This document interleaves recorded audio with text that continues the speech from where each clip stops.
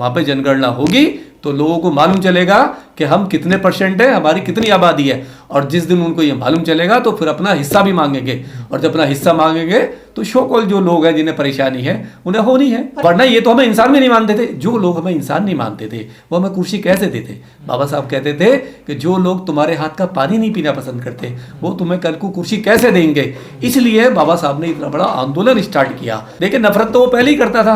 पहले कौन सा वो आपको पास बिठाता, जब रिजर्वेशन नहीं था तब कौन सा वो आपको पास बिठा रहा था, आपके साथ खाना खा रहा था, नहीं आपकी बारातें वो मतलब चढ़ने दे रहा था। अरे वो तब भी ऐसे ही करता था, लेकिन जब वो दबंगाई से करता था। लेकिन आज उसको डर है, आज वो आपके साथ नहीं कर सकता क्योंकि आज संविधान की ताकत आपके पास में है। बहुत ही जो हमारे जो नीतीश कुमार मुख्यमंत्री हैं बिहार के, उन्होंने बहुत बड़ा दिल दिखाया है और हम इसका स्वागत करते हैं, वेलकम करते हैं, क्योंकि उन्होंने इतना बड़ा दिल दिखाया है। जो काम पिछले 70 साल में नहीं हुआ वो उन्होंने हिम्मत दिखा के उस काम को किया। ये काम पहले हो जाना चाहिए था, क्योंकि ये जो रिजर्वेशन है ये जातिगत आधार पर है, ये सामाजिक अधिकार पर नहीं है। क्योंकि हमारे देश में आपने देखा होगा सारे जानवरों की भी जातियों का पता है, उसकी भी सरकार गिनती कराती है, पेड़ पौधों की कराती है, जानवरों की कराती है। और जब वो पेड़ पौधों की कराती है, बकरी को कराती है, कुत्ते बिल्ली की कराती है, गाय भैंस की कराती है, तो इंसानों की क्यों नहीं होनी चाहिए। असली मकसद था, उससे अब लोग भटक जाएंगे, सरकारें भटक जाएंगी। सरकारें बिल्कुल नहीं भटकेंगी। देखिए पहले क्या था, जो 50% जो रिजर्वेशन था, आप देखिए जैसे 50% था तो उसको 15% लोग ले रहे थे 50% को, यानी 50% में देश का 85% आबादी और जो 50% में मात्र 15% आबादी। तो इतना बड़ा मतभेद हो रहा था। यानी एक तरफ तो जिनकी आबादी जो ओबीसी है जिसकी 60-62% आबादी है देश में, और जो एससी है जिसकी आबादी 21-22% है देश के अंदर, और मतलब उसको तुम 50% पर आपने छोड़ दिया। और जो पहले से ताकतवर है, जिसके पास में सामाजिक जो व्यवस्था है बहुत ताकतवर है उसके पास में, वो अपने आप को बहुत शौकोल, बहुत बड़ा पावरफुल, बहुत दबंग समझता है, और उसके पास में सारे संसाधन है। बताइए जो 15% है, सारा बिजनेस उसके पास है, सारी लैंड भारत की उसके पास है, सारे संसाधन उसके पास है, और ऊपर से जो रिजर्वेशन की जो प्रक्रिया थी उसमें से वो 50% लेके बैठा हुआ है। अगर वो 50% लेके बैठा हुआ था पिछले 70 साल से, और वो इतना बड़ा आदमी बन गया, इतना रिच आदमी बन गया, और इतना उसने सामाजिक दायरा अपना बढ़ा लिया, और ये जो हमारा जो 85% SC ST OBC था, ये तो भुखमरी के उस पर था। इसकी तो सामाजिक स्थिति बहुत खराब थी, आर्थिक स्थिति बहुत खराब थी, कि इसको तो ये पहले कर देना चाहिए था सरकारों को।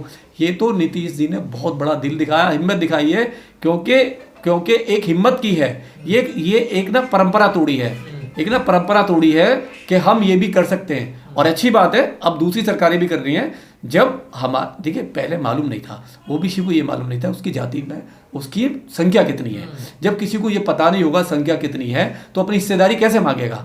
आज उसको मालूम चल गया कि बिहार के अंदर ओबीसी की इतनी वो हिस्सेदारी है, तो अपनी वो सीट मांग रहा है और उन्होंने दे दिया। अब वो पूरे देश में लागू होना चाहिए। लेकिन डॉक्टर साहब, इस राजनीति के बीच में, इस आरक्षण के बीच में जो गरीब मुसलमान है, जो पासवान आप लोग कहते हैं, जो दलित मुसलमान है, उसकी हिस्सेदारी कहीं नजर नहीं आ रही।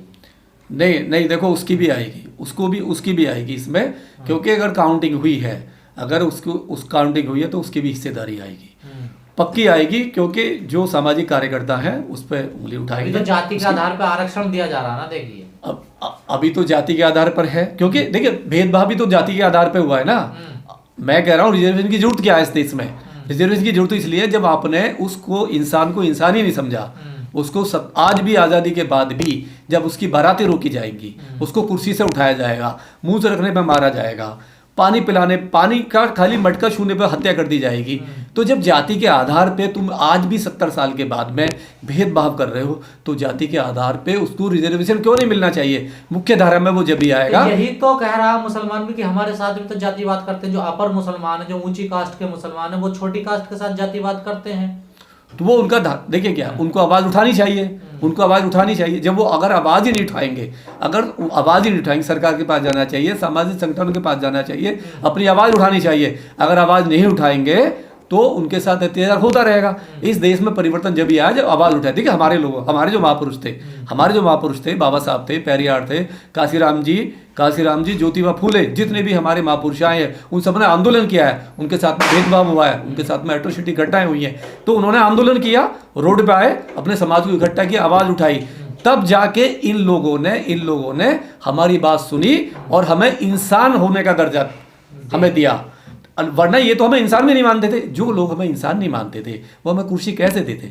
बाबा साहब कहते थे कि जो लोग तुम्हारे हाथ का पानी नहीं पीना पसंद करते वो तुम्हें कल को कुर्सी कैसे देंगे? इसलिए बाबा साहब ने इतना बड़ा आंदोलन स्टार्ट किया और बाबा साहब की ताकत को पूरी दुनिया ने आज पूरी दुनिया सैल्यूट करती है। तो जो लोग भी दबे कुचले हैं उनको अपनी आवाज़ बनना पड़ेगा, रोड पे आना पड़ेगा और उन लोगों से अपना हिसाब मांगना पड़ेगा जो 70 साल से, जो 1000 साल से, 2000 साल से उनका हक मार के बैठे हैं, उनके साथ शोषण कर रहे हैं।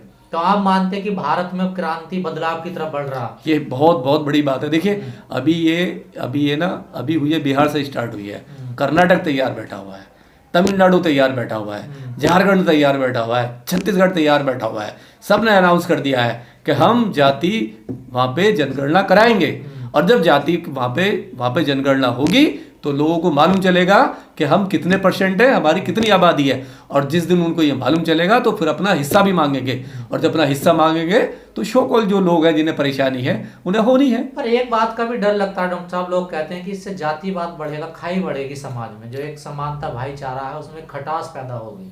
भाईचारा देखिए क्या है, जब देश में रिजर्वेशन बाबा साहब ने मांगा था, गांधी जी से जब रिजर्वेशन मांगा था, गांधी जी ने यही स्टेटमेंट दिया था कि बाबा साहब ये जो आप मांग रहे हो ना, इससे समाज में बहुत बड़ी असमानता होगी और लोग बड़ा अत्याचार करेंगे, बड़ा इसमें जातिवाद फैलेगा। तो बाबा साहब ने कहा कुछ नहीं होगा, ये समय पर छोड़ दीजिए, कुछ नहीं होगा, वही लोग पास बैठाएंगे, वही लोग प्यार करेंगे। आज वही है, वही लोग प्यार करते हैं, वही लोग बैठाते हैं।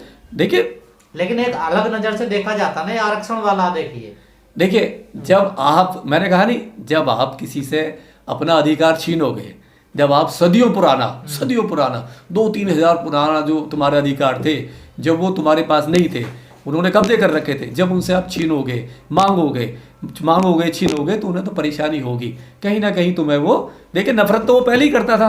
पहले कौन सा वो आपको पास बिठाता, जब रिजर्वेशन नहीं था तब कौन सा वो आपको पास बिठा रहा था, आपके साथ खाना खा रहा था, नहीं आपकी बारातें वो मतलब चढ़ने दे रहा था, अरे वो तब भी ऐसे ही करता था। लेकिन जब वो दबंगाई से करता था, लेकिन आज उसको डर है, आज वो आपके साथ नहीं कर सकता क्योंकि आज संविधान की ताकत आपके पास में है। आज आर्टिकल 15 आपके पास है, आज आर्टिकल बाबा साहब ने सारे कानून अधिकार दे दिए। अगर आप कुर्सी पर बैठे हुए हैं तो आज वो आपसे बात नहीं कर सकता, आपको नहीं टोक सकता क्योंकि आपके पास में कानून का रास्ता, संविधान का रास्ता, आप उसको कानून के रास्ते से कोर्ट में घसीट सकते हैं, इसलिए उसे डर है, आज उसे डर है। तो ये तो बहुजनों की जीत समझा जाए। बिल्कुल ये बहुजनों की जीत है, ये बहुत बड़ी जीत है। बिहार में जो आज स्टार्ट हुआ है, देखिए कहीं ना कहीं से चिंगारी शुरू होती है, कहीं कोई भी चीज़ है, कहीं भी आंदोलन होता है तो एक ही जगह से होता है। देखिए हमारे जीवन में जो परिवर्तन है कहाँ से आया, हमारे जीवन में 2 स्टेटों से आया। एक आया महाराष्ट्र से, जो हमारे सारे जो महापुरुष जो पैदा हुए वो ज़्यादातर महाराष्ट्र में पैदा हुए, तो आंदोलन महाराष्ट्र से स्टार्ट हुआ। दूसरा यूपी से हुआ, हमारे काशीराम जी ने किया। तो ये जो किसी ना किसी स्टेट से जो ना शुरू होता है फिर पूरे देश में फैलता है। आज काशीराम जी को पूरे देश में जानते हैं, बाबा साहब को केवल महाराष्ट्र में जानते थे, आज पूरी दुनिया में जानते हैं। तो आंदोलन जो है वो एक स्टेट से शुरू होता है फिर पूरी दुनिया में फैलता है। तो ये इसका तो वेलकम करना चाहिए और बहुत खुशी का दिन है, दिवाली है, बहुत बड़ी शुभकामनाएं लोगों को। और ये दिवाली पर तोहफा है नीतीश जी का, दिवाली पर तोहफा है नीतीश जी का पूरे देश के लिए। कांग्रेस भी कह रही है कि हम भी देंगे हिस्सेदारी। मजबूरी है, मैं कह रहा हूँ मजबूरी है। जब मजबूरी है, कांग्रेस को मालूम चल गया कि अब पुराना 70 साल वाला दलित नहीं है, 50-60 वाला चमचागिरी नहीं चलेगी। आज कांग्रेस में रह के भी कुछ दलित हैं जो आवाज़ उठा रहे हैं, जिन्होंने प्रेशर बना रखा है। आज ये आपको करना पड़ेगा क्योंकि कांग्रेस भी मजबूर हो गई है।